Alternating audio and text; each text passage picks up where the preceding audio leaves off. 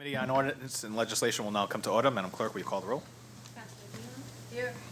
Councilor LaLiberty? Councilor Reposo? Here. Councilor Washington? Here. Chair Kadim? Here. Pursuant to the open meeting law, any person may make an audio or video recording of this public meeting or may transmit the meeting through any medium. Attendees are therefore advised that such recordings or transmissions are being made, whether perceived or unperceived, by those present and are deemed acknowledgeable and permissible. First item on the agenda is citizen input. Is there anybody who would like to speak? Gary, don't jump up. Okay, thank you. Item number 2 on the agenda is minutes from November 1st, 2022. Motion to approve. Motion to approve made by Councilor Reposo, second by Councilor Dion. Any discussion? Seeing none, all those in favor? Aye. Opposed? So voted. Motion carries unanimously.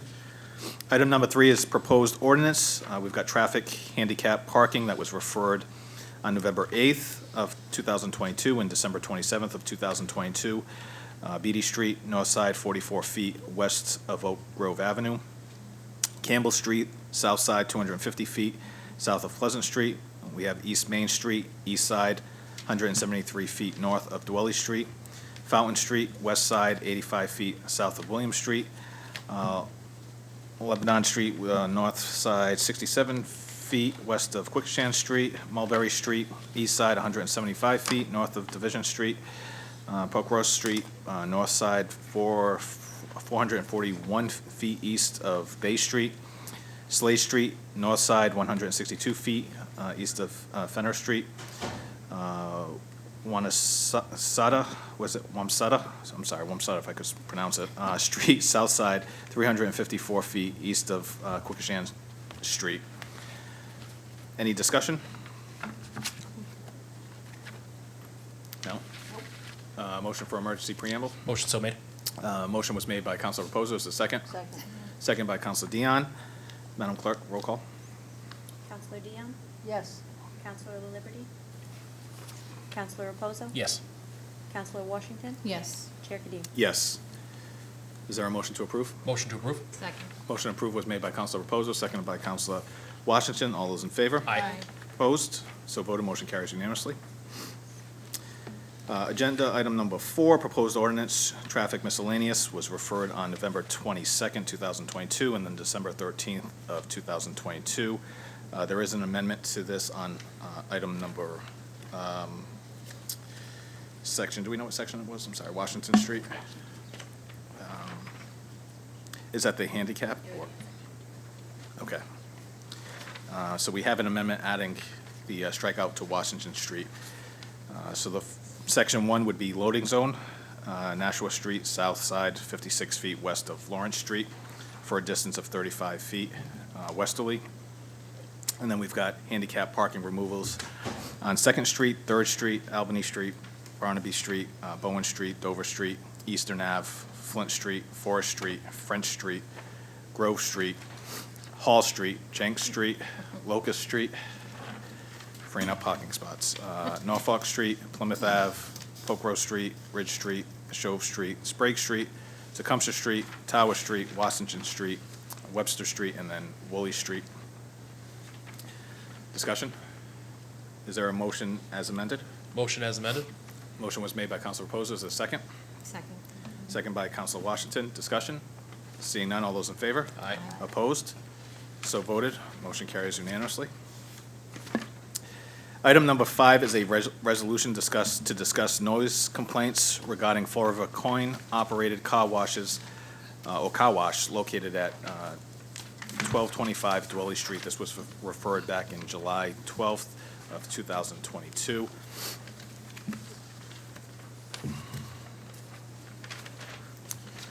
I'll read the resolution once I find it. You got it, thank you. The resolution reads as, be it ordained by the City Council of the City of Fall River as follows, that Chapter 14 of the Code of the City of Fall River, Massachusetts, 2018, which chapter relates to businesses, be amended as follows, by inserting a new article, 23, car wash facilities, and inserting under the article the following new sections to read as follows.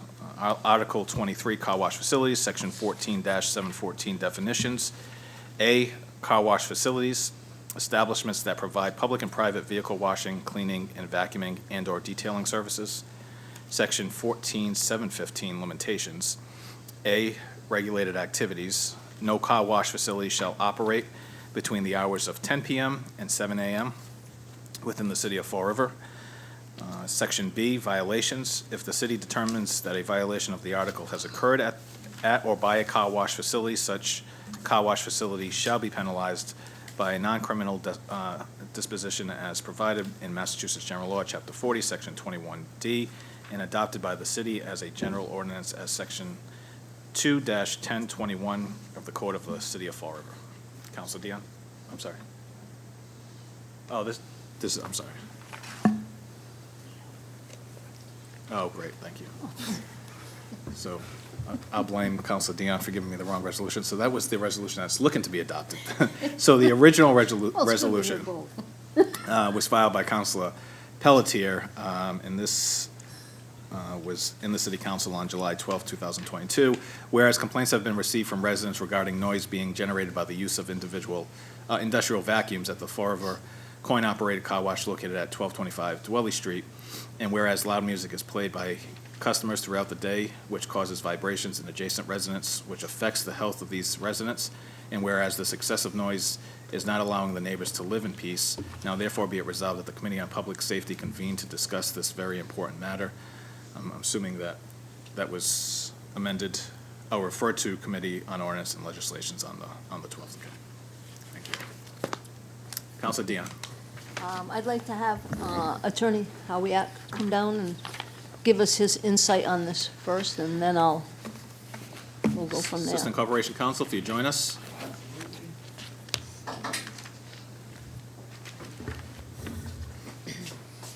Councilor Pelletier, do you want to join us? Do you want to stay at? You ain't got enough microphones. We got enough seats for you. Okay. We'll share. LJ will share with you. So your input and opinion on this action, or no action, Not on the new ordinance, you're talking about in the resolution that was, the original. the original resolution. Well,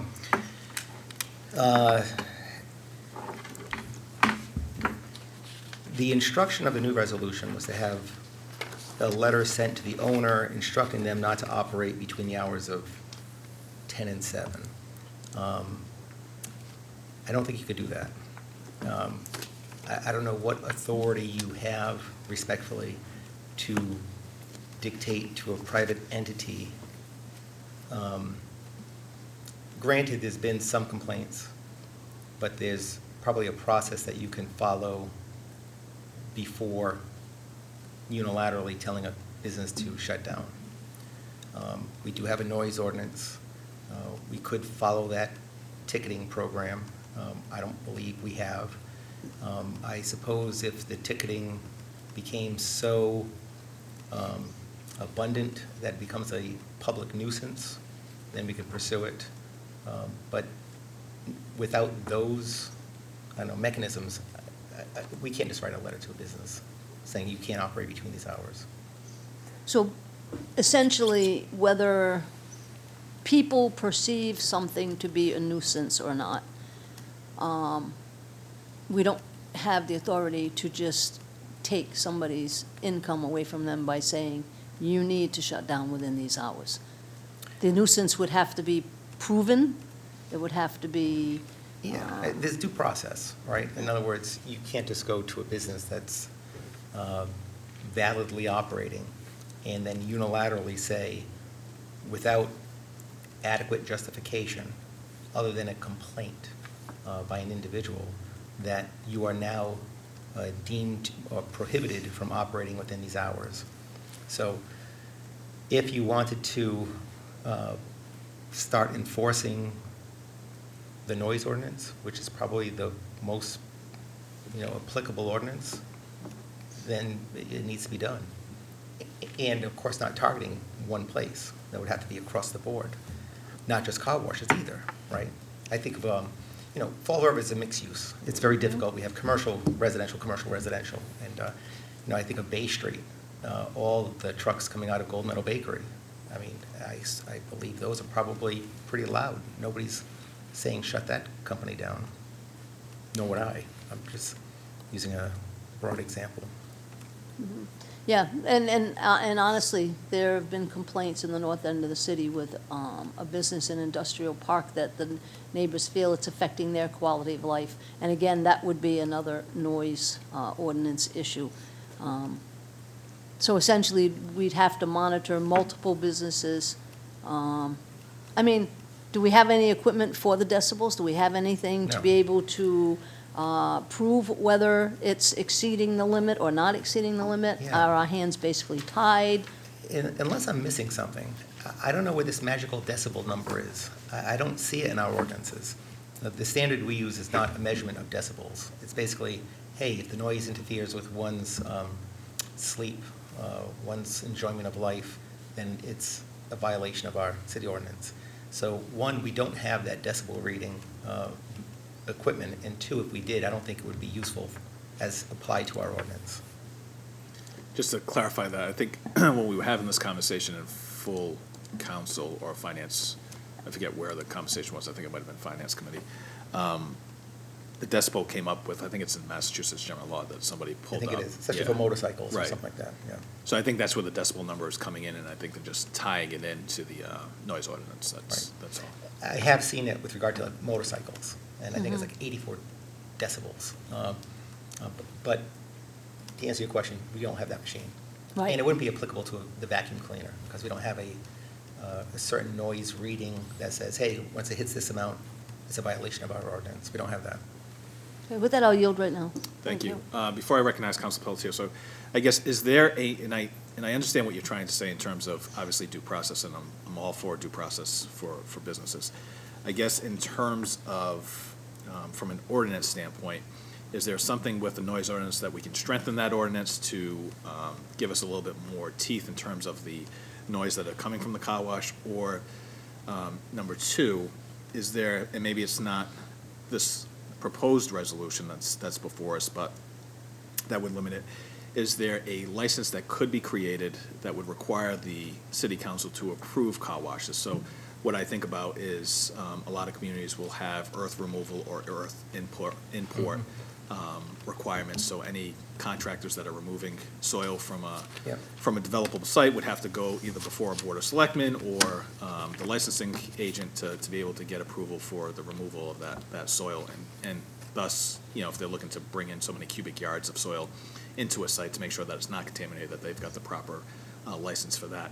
Is that something we could establish? Would that allow for a due process to be able to say at that point that it'd be across the board, that once we've got this license, we're identifying hours of operation? Well, two things. First, before addressing that specific question, I thought the primary concern of the vacuum cleaner next to the residence on Dwelly Street was remedied by him shutting off that machine at around 7:30, 8 o'clock at night, and not turning it on until the next morning. And the additional noise that comes from that are cars that every so often will play loud music. Yeah, for some reason, I thought the police officer was going to be here tonight with the logs of what complaints were there. But answering your question, I believe right now it's not licensed, right? Mhm. So could you create a license? I believe you can, especially for new car washes. The question really becomes, can your new ordinance apply retroactively to these existing businesses And as I- it's actually be held? And I guess I would say that, and I know towns and cities are completely different, but for towns, in Seekonk in particular, we had a bylaw for earth removal and import, and we created a license specifically for that to make some changes which would impact an asphalt company. So after a review, we have the authority to go ahead and do that because it's a general bylaw as Right. opposed to a zoning bylaw, so people would be grandfathered if it was zoning. But because it's a general bylaw, that we would be able to implement new changes to existing businesses. So I just don't know if that would apply to a city form of government. I guess thinking out loud, you think of the creation of an ordinance, you have to have a rational basis to create the ordinance, makes sense. And I understand the goal here, and you're thinking of these loud vacuums. But wouldn't that proposed ordinance really have to apply to various businesses throughout the city? And then, for instance, I'm looking at this one here, I don't know if it's, I don't think it's gonna fly, to be perfectly honest. It's limiting it to car wash facilities, and, you know, why? You know, if you think of it that way, I mean, I'm sure there's a lot of other industries in the city that make a lot of noise, and more frequent than the infrequent use of a vacuum cleaner. I'm not supporting one way or another. I'm just saying that the rational basis, I don't know if this ordinance survives. Can you do a license for the future on car washes? Yes, but I don't know what's so peculiar and particular about car washes and their noise versus other business noise that would uphold if challenged, that's all. Council Pelletier? Thank you, Mr. Chairperson, for bringing this up. I'd like to differ with Mr. Howiat. How long you been on city payroll, Mr. Howiat? Almost 25 years. Okay. Oh, there's a reason for it. I've been here for about 35 years. Okay, you beat me. Now, do you remember the incident down on Durfee Street The incident? Yeah. I don't know. with the car wash? No. Do you remember the incident on Broadway Street? Don't know what you're talking about, Counselor. Car wash, noise, vacuums, everything. So I lived through this era. And now we got Dwelly Street that I've been dealing with about a year and a half. A year and a half. So, you know, we're sitting here, we go out of our way to talk to this guy. We talked to him, and you just brought up a good thing. You said, well, I understand he was gonna shut the lights at 7 or 8 o'clock. No, he didn't wanna do it. You were here at the meeting, you were all here at the meeting. You gave him another chance. I said, we're gonna be right back at the table. Here we are, back at the table again, to try to straighten this thing out. I mean, it's just not right to them people. How many car washes are there in the city? Isn't that many? And there's not gonna be many more. Because, you know, a guy like Vic's, old Vic's, he ain't doing nothing. But just put things in the right perspective. I went down Cumberland Farms.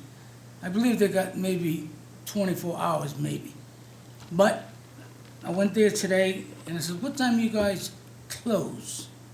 We close at 12, midnight. And we have an attendant to come in around 6 to get going.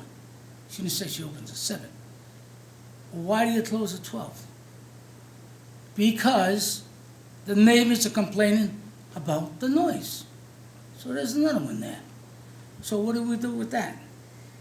You got a guy like Sonny's Car Wash on the Avenue, 7 to 6. And I was with him, talking to him. And in the summertime, when the weather is nice, they close at 7. Now, he's got the car wash going on the weekends. You got the Hispanics and these guys, and they got these big boom boxes in the trunk and everything else. So what happens? They're running the radios real loud. Well, he gets a call from Dunkin' Donuts. Dunkin' Donuts can't hear the orders that they're taking because the music too loud. But see, here's a guy that won't call the police department. He don't have to call the police department because he's there and he knows what's going on. He goes up to them and say, hey, you gotta put that radio down. You can't do this here. Put it low if you want. If not, then you're gonna have to go. So there's another problem. But he's got 3 bays as well there. He's got 3 bays like Dwelly Street and like Broadway and like Durfee Street. They can come in any time. Broadway, I looked at it 24 hours, open, do what you want, whatever you want to do. And we got complaints on that. So that is a problem. And for you to say, listen, I don't think we can do this, why not? I mean, we have the problem, and the only reason why a lot of people didn't get invited here, because we know the problem. The police know the problem. You think the chief likes them going up there 2 times a week, 3 times a week? You take a guy and bring him over there, especially at night? They got other things they're gonna do. So it's much easier to say, listen, we're gonna put an ordinance in, and that's what should be done. And, you know, to chase this again and around, I mean, it just don't make any sense to me. It's time to do something. It's time the solution to be resolved and put these people at ease that run these car washes, you know. So, you know, I don't know if you got the final word, whatever. We have a job to do as city councilors. We see a problem that we have, and we try to rectify it.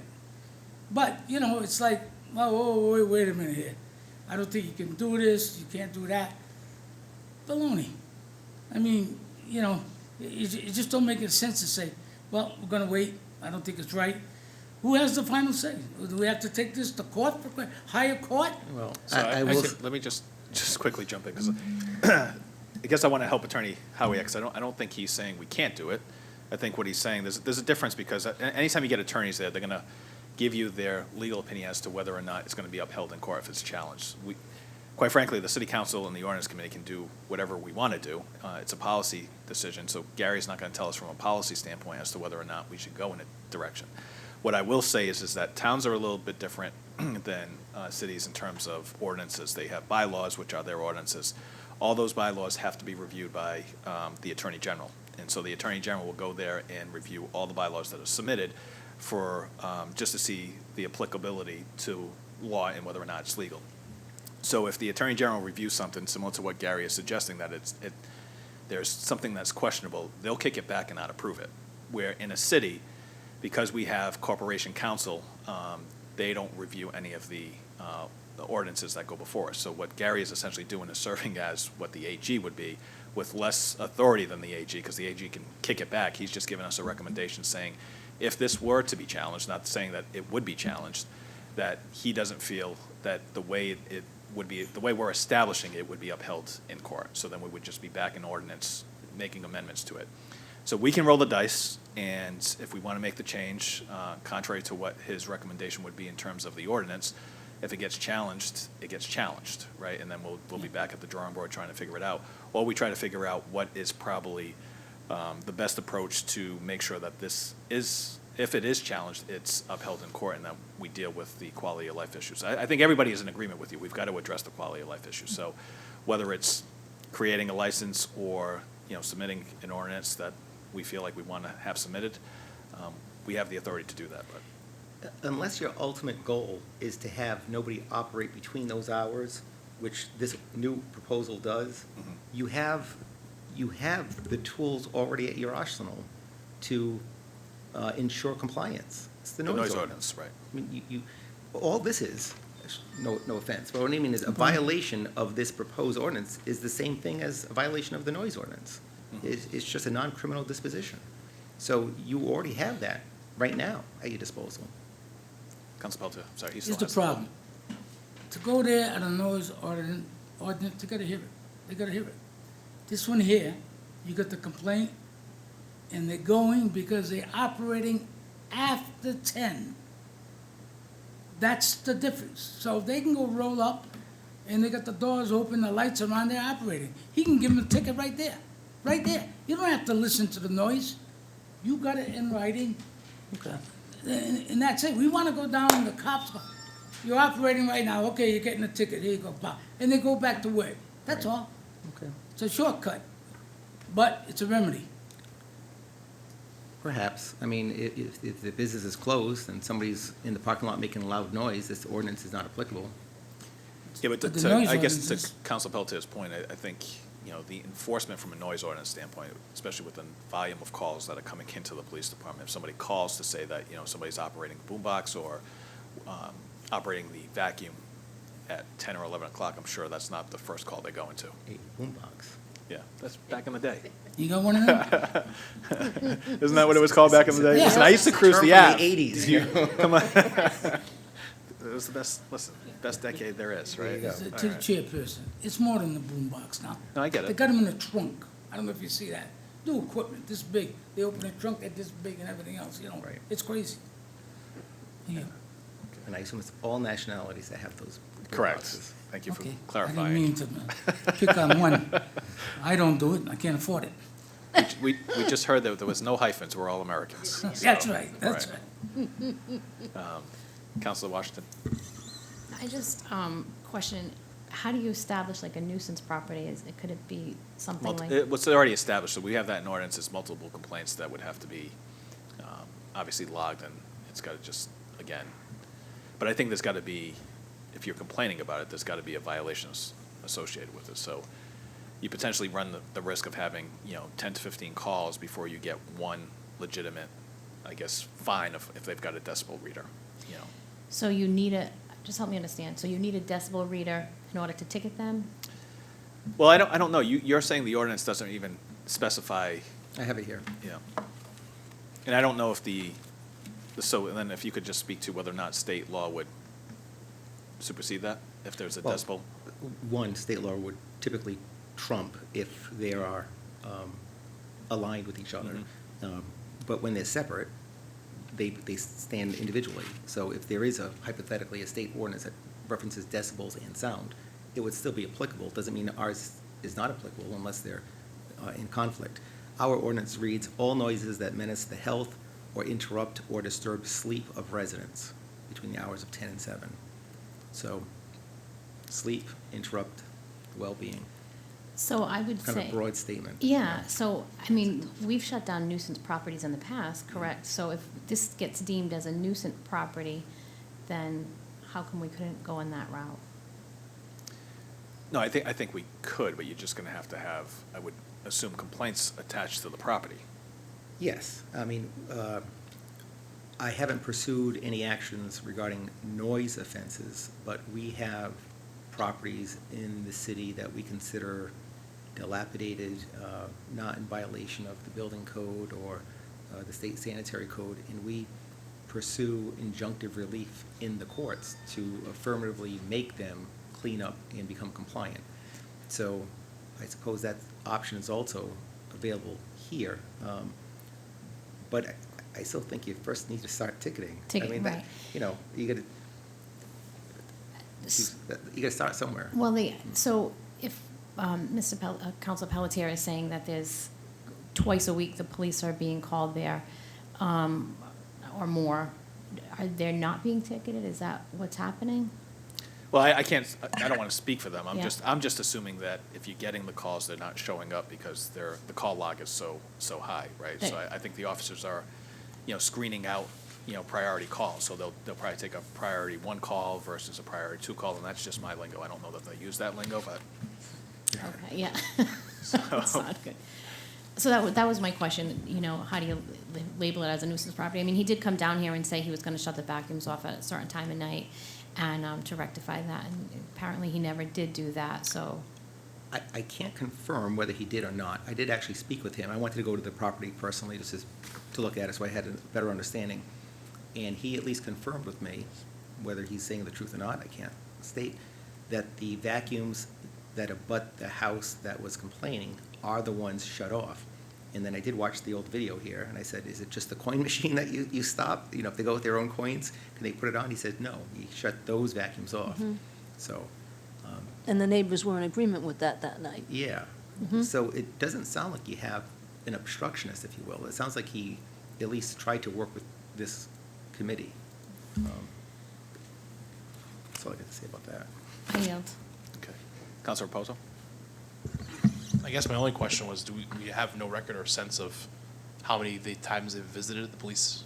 Any tickets, anything? Do we have Yeah. any record of that? Actually, I decided to pull those logs as well, just in the abundance you might have asked that question. Thank you. It appears, I asked since the last meeting in July, and it appears there were 1, 2, 3, 4, 5, 6 calls. 2 of the calls appear to have been from the abutting neighbor. Interestingly, I would note that both her calls, one was at 12:43 in the afternoon and the other one was at 1:45 in the afternoon.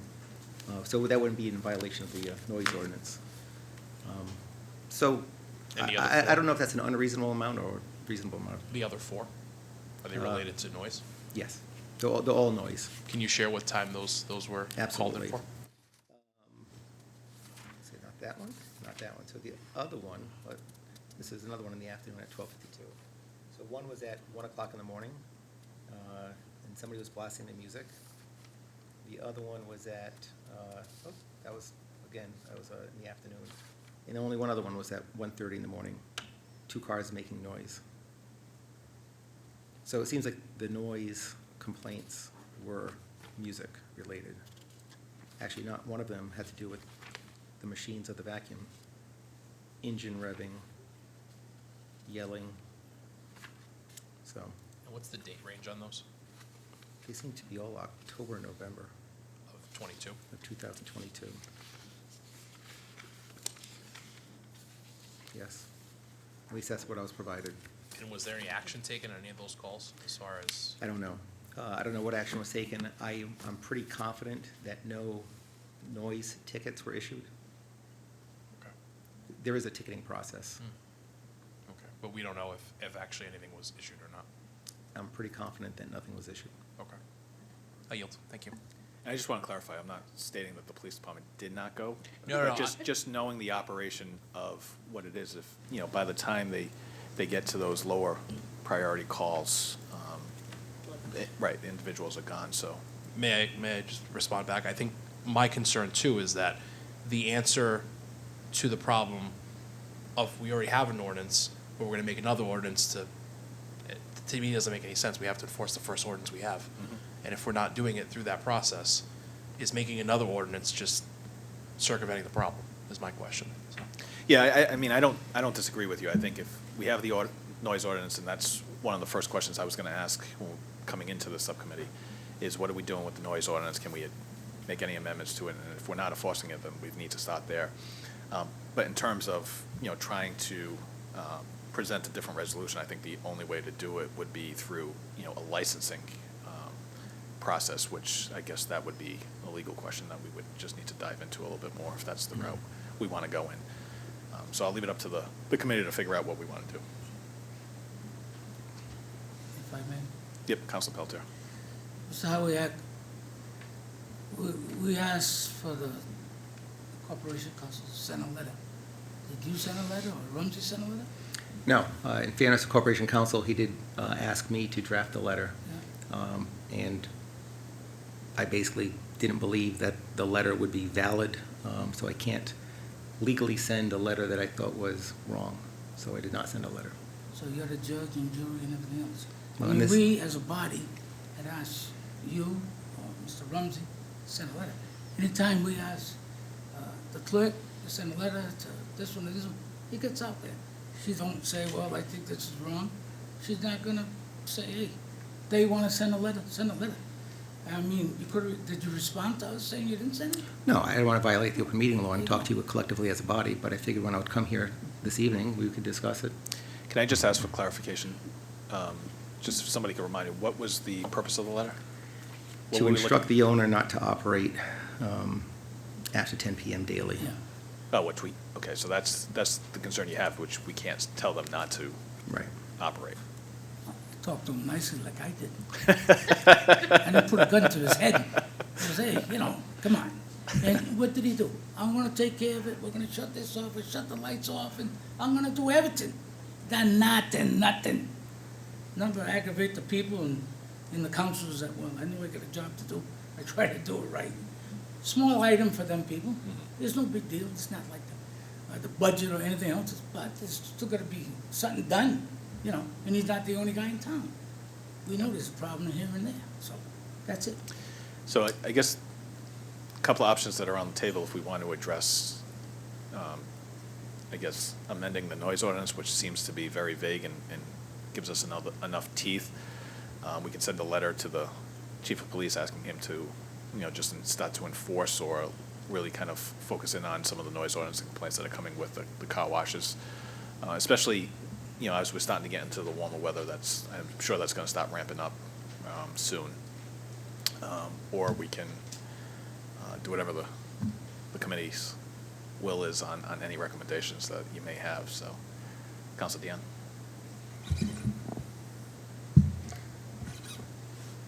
This is one I feel kind of conflicted on. Maybe perhaps I'm being a little bit of a devil's advocate as well. So that meeting, he agreed to shut down the vacuums that were causing the biggest problems. It sounds like he did do that or he didn't do that. I believe he did. See over there, I don't know what they're doing with the machine, try to grab the quarters, maybe, I don't know. But during that meeting, that wasn't what came out of that meeting. What came out of that meeting was strictly the neighbors agreed if he would shut down those vacuums, that they would be happy with that. Not to shut down the coins or anything else. I don't think putting a $5 bill in a machine and getting $5 worth of quarters is gonna wake somebody up. I could be wrong, but I don't think so. And if the machine is shut down, they don't have the ability to run the machine. So it doesn't matter how many quarters they have in their pocket, and as far as that goes. I'm not saying what's right or wrong, and I'm not taking a side, I'm just trying to, so there's been, since our last meeting, 6 complaints and only 2 were during the night. Would 2 count as nuisance in a course of months? No, I don't think so. And do we have the ability to force a business? It's not, if he shut down his machines and his business is not causing the noise, but it's somebody else that's pulling into the parking lot, he has to control and tell people how loud they can or can't play their music.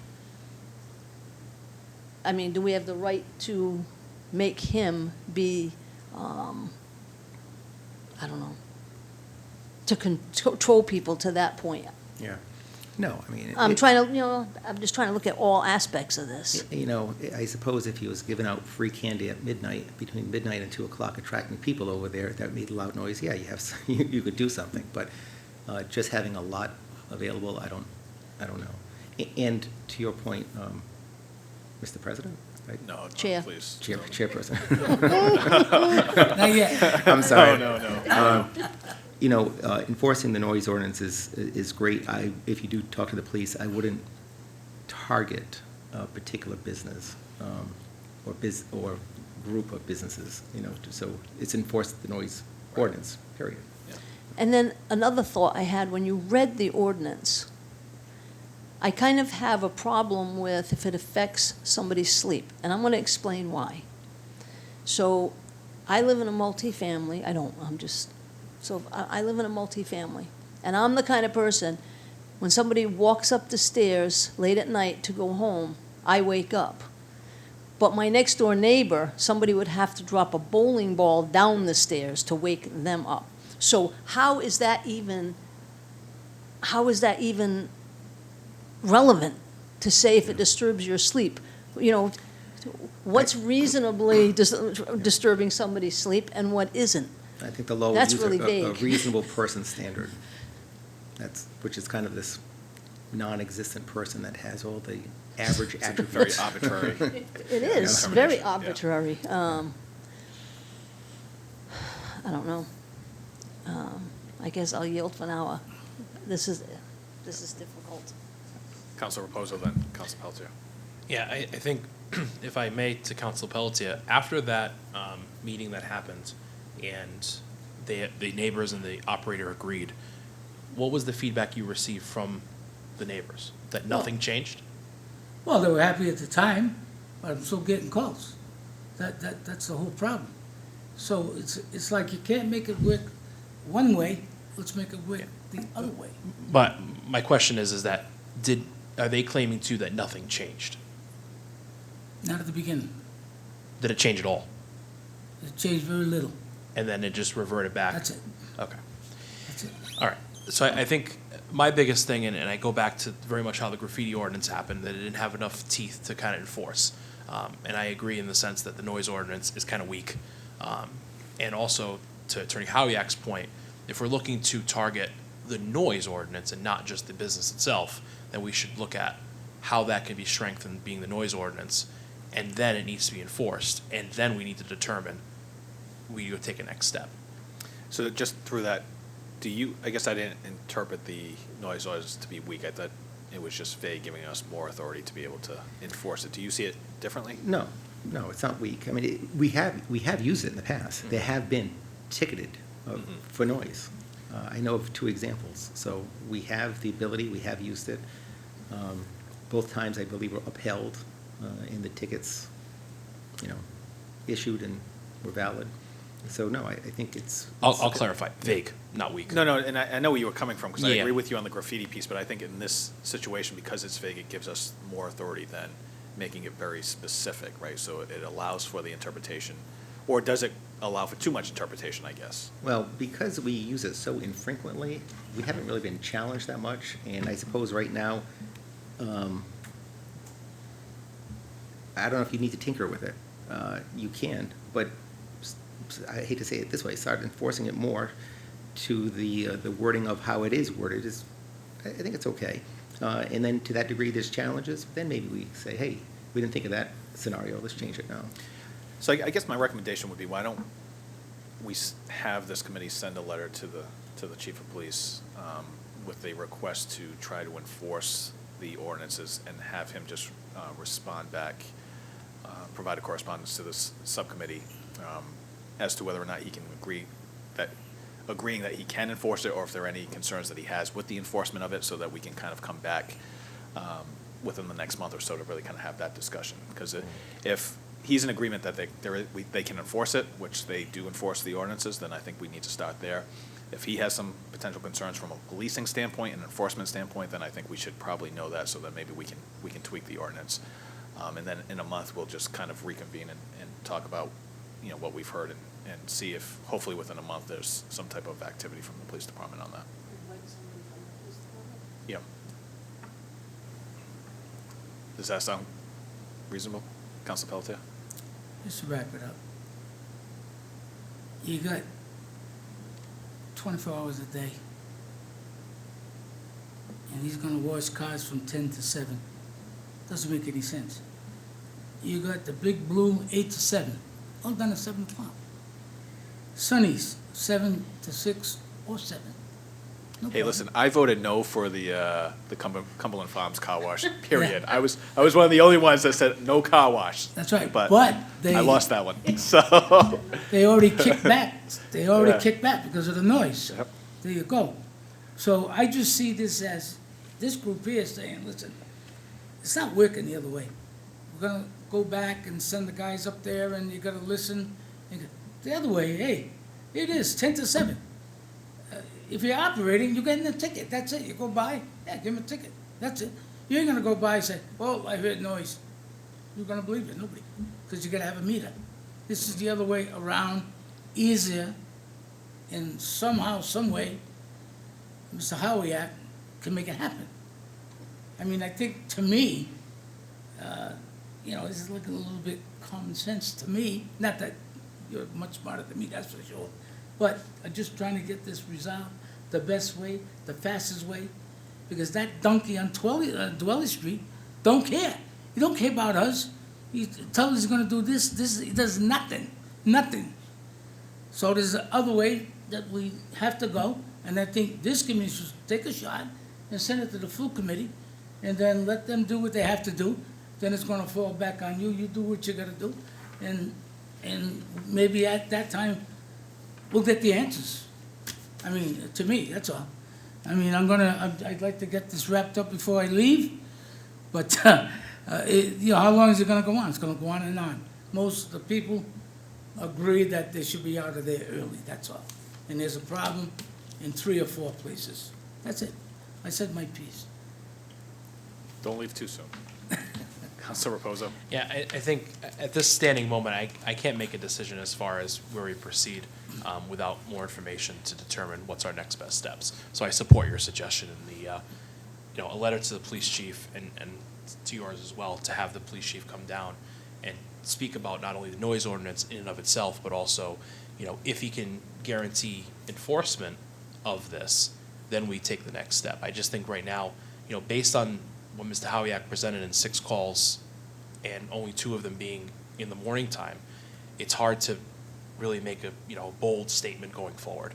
So, I mean, I can make that in the form of a motion if we'd like to. Before you do that, I really try to keep it under an hour. However, the police chief did send me a text, so there was supposed to be a representative here. So Chief Garvin said that the individual is 5 minutes away. They thought the meeting was at 6:30. Okay. So I don't know if we want to hold off, or you want to take that motion and you just want to still refer it to the chief, and Well, if they're on their way, we can motion to take a recess until they arrive. Okay. If you want it. I'll yield to my colleague. Counsel Dion? Yeah, I just have one question. You were speaking of ordinances versus bylaws, et cetera. So, for the sake of argument, if an ordinance were to be created, would the existing car washes have to be grandfathered in, and it only would affect new ones? Or do we not know the answer to that?